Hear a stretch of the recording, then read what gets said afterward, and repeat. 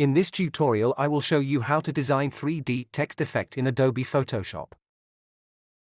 Go to Adjustment Layer and choose Solid Color. Choose this color and press OK. Go to Type tool and type your text.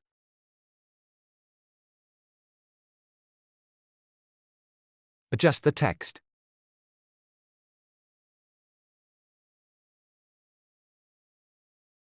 Right-click and choose Blending option.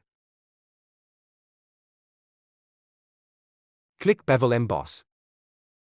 Follow this settings.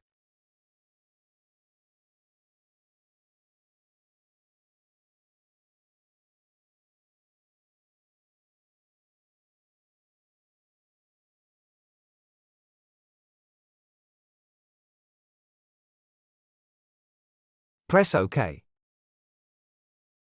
Go to Add a Layer Style and choose Drop Shadow. Follow these settings.